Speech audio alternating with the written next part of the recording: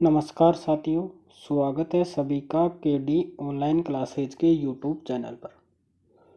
आज के वीडियो में हम डिस्कस करेंगे एनईपी 2005 जो रीट लेवल 1 और रीट लेवल 2 दोनों के लिए महत्वपूर्ण है। सबसे पहले हम बात करें एनसीएफ का मतलब क्या है। एनसीएफ नेशनल कैरिकुलम फ्रेमवर्क, राष्ट्रीय पाठ्यचर्या रूपरेखा, ये इसकी फुल फॉर्म है।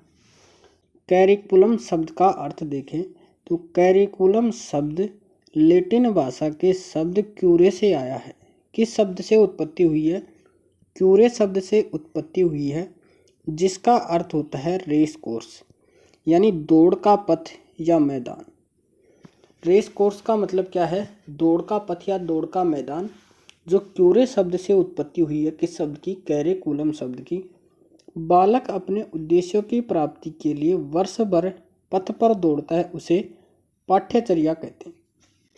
पाठ्यक्रम या सिलेबस का अर्थ, इसके अंदर पाठ को क्रम से लिखा जाता है। जो भी पाठ्य पुस्तक के अंदर पाठ होते हैं उनको क्रम से लिखा जाता है, जैसे पाठ्य पुस्तक। इसका संबंध ज्ञानात्मक पक्ष से है। ये कई बार एग्जाम में पूछा जा चुका है कि पाठ्यक्रम का संबंध किससे है? ज्ञानात्मक पक्ष से होता है। इसके अंदर भावात्मक और क्रियात्मक पक्ष का इससे संबंध नहीं होता। पाठ्यक्रम पाठ्यचर्या का भाग है। अब हम बात करते हैं पाठ्यचर्या का अर्थ। पाठ्यचर्या का संबंध शिक्षा के उद्देश्य से होता है। पाठ्यचर्या में ज्ञानात्मक, भावात्मक और क्रियात्मक तीनों पक्षों को लिखा जाता है। पाठ्यक्रम में तो केवल ज्ञानात्मक पक्ष को ही ध्यान में रखा जाता है, लेकिन पाठ्यचर्या के अंदर ज्ञानात्मक, भावात्मक और क्रियात्मक तीनों पक्षों को ध्यान में रखा जाता है। पाठ्यचर्या का निर्माण राष्ट्रीय स्तर पर तो एनसीईआरटी करती है और राज्य स्तर पर पाठ्यचर्या का निर्माण एससीईआरटी द्वारा किया जाता है। अगर इसका राजस्थान में निर्माण किया जाएगा तो आरएससीईआरटी के द्वारा किया जाएगा। हरियाणा के अंदर किया जाएगा तो आर की जगह क्या लग जाएगा? एच लग जाएगा। तो इस प्रकार राष्ट्रीय स्तर पर तो एनसीईआरटी इस पाठ्यचर्या का निर्माण करती है और राज्य स्तर पर एससीईआरटी के द्वारा इसका निर्माण किया जाता है। अब हम बात करते हैं पाठ्यचर्या का विकास कैसे हुआ। सर्वप्रथम पाठ्यचर्या का निर्माण 1893 में किया गया। 1916 में फ्रैंकलिन बोबित द्वारा पाठ्यचर्या का निर्माण किया गया, जिनकी पुस्तक थी द कैरिकुलम। फ्रैंकलिन बोबित की पुस्तक का नाम क्या था? The curriculum. और सबसे पहले पाठ्यचर्या का निर्माण किया गया 1893 के अंदर।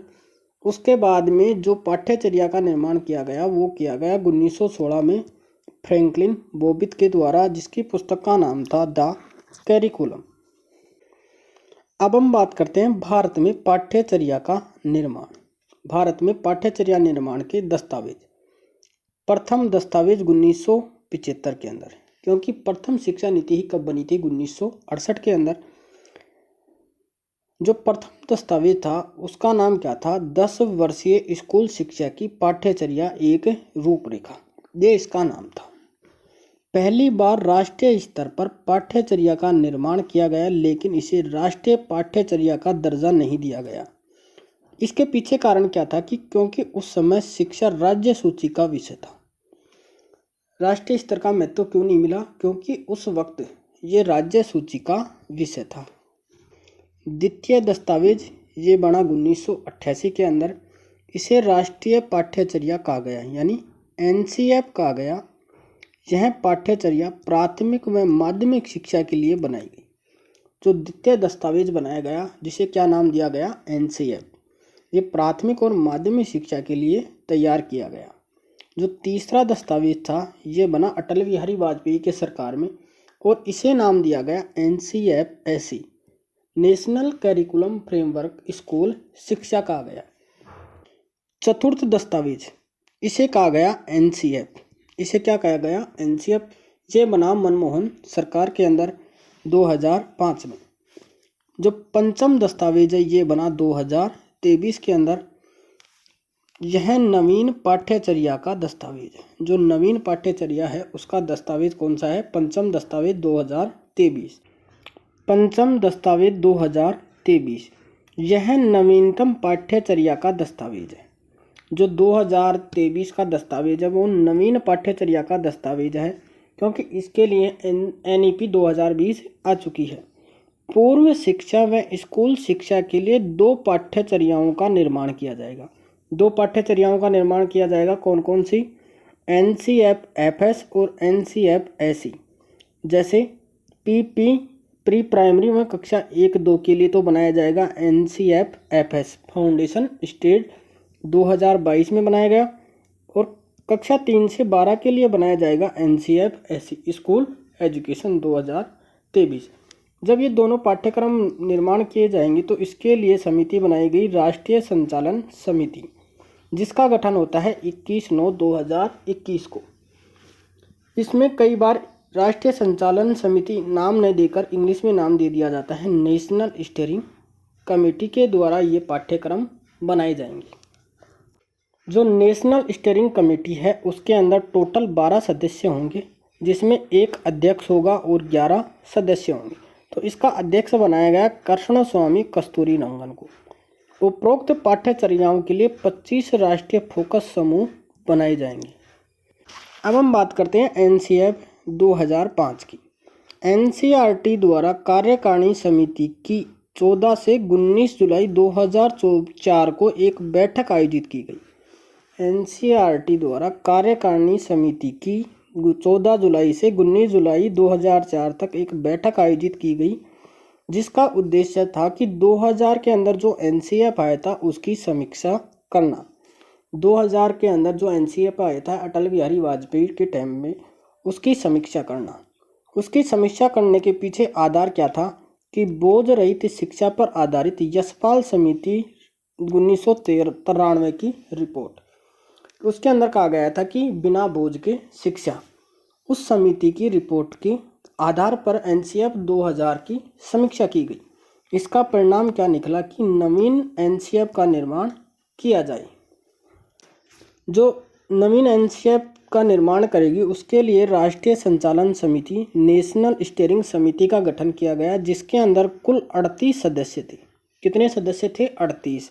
और नवीन 2023 के अंदर जो पाठ्यचर्या निर्माण करेगी उसके अंदर कितने सदस्य थे? उसके अंदर 12 सदस्य थे, और उसका अध्यक्ष बनाया गया था K कस्तूरीरंगन को। जो 2004 का जो NCF बना था उसके अंदर कितने सदस्य थे? 38 सदस्य थे, जिसका अध्यक्ष था यशपाल शर्मा, और 3 सदस्य लिए गए थे NCERT के द्वारा, और जो 34 सदस्य थे वो थे विभिन्न शिक्षाविद, जिसके अंदर राजस्थान के थे रोहित धनखड़, जो राजस्थान से थे। इसके अंतर्गत 21 राष्ट्रीय फोकस समूह तैयार किए गए, और जो 2023 की स्टीयरिंग समिति थी उसके अंदर 25 राष्ट्रीय फोकस समूह तैयार किए गए हैं। लेकिन NCF 2005 के लिए फोकस समूह तैयार किया गया 21। NCF 2005 की विशेषताएं। इसका प्रारंभ गुरुदेव रविंद्रनाथ टैगोर का निबंध सभ्यता व प्रगति नामक कथन का से लिया गया है।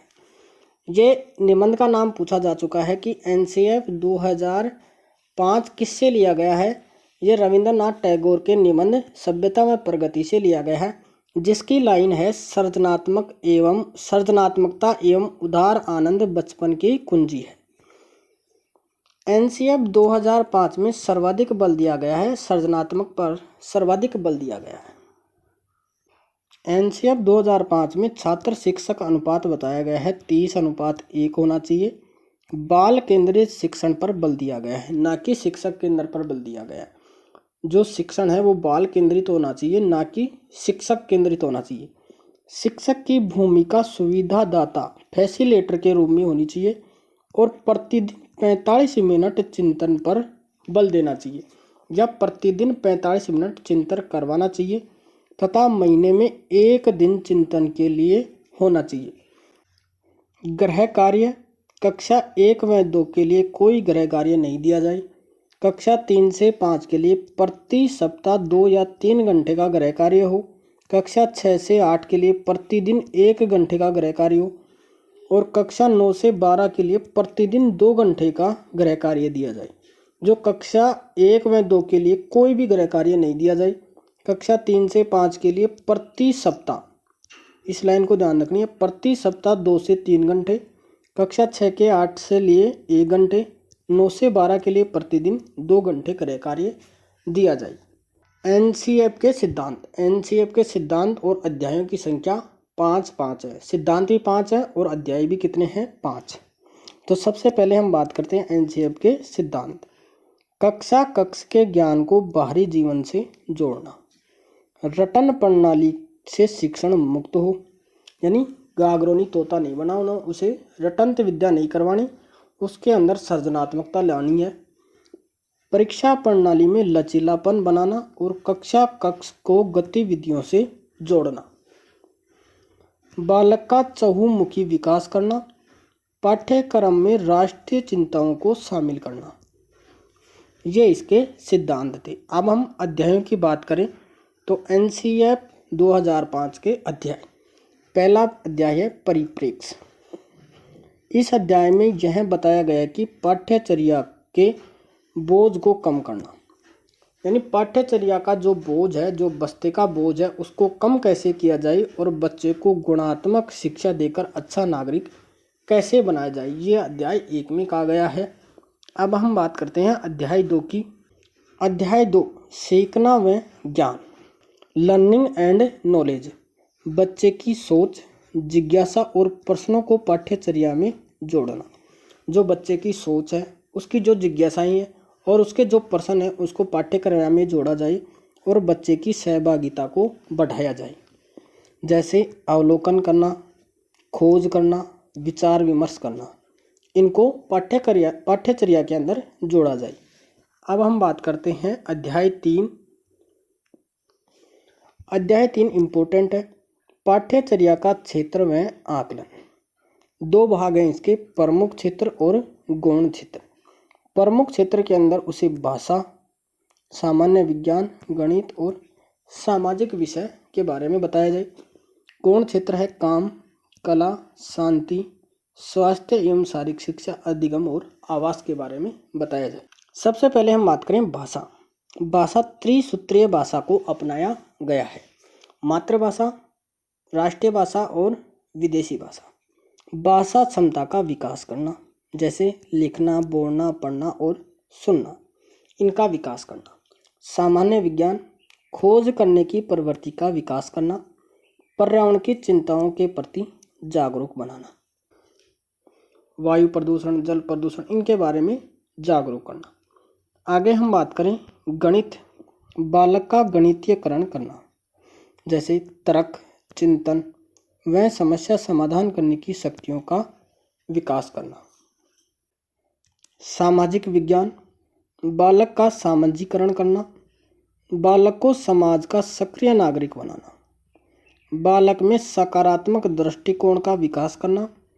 नागरिक शास्त्र का नाम बदलकर राजनीतिक विज्ञान करना और बालक में समालोचनात्मक चिंतन का विकास करना, यानी जो भी पक्ष और विपक्ष है उसका चिंतन करवाना, उसके बारे में बताना, ये सामाजिक विज्ञान का उद्देश्य है। आगे हम बात करें अध्याय 4, विद्यालय व कक्षा का वातावरण। विद्यालय का वातावरण बाल केंद्रित हो। विद्यालय में मानवीय व भौतिक संसाधनों की उपलब्धता। अभिभावक समुदाय को विद्यालय से जोड़ना। अब हम बात करते हैं अध्याय 5। अध्याय 5 व्यवस्थागत सुधार। परीक्षा के तनाव को कम करना, जो परीक्षा का तनाव होता है उसको कम करना। व्यावसायिक शिक्षा को बढ़ावा देना, व्यावसायिक शिक्षा को बढ़ावा देना। लोकतांत्रिक सहभागिता बढ़ाना। सार्थक योजनाओं का निर्माण करना। इसी के साथ हमारा एनसीएफ कंप्लीट होता है। धन्यवाद दोस्तों, जय हिंद।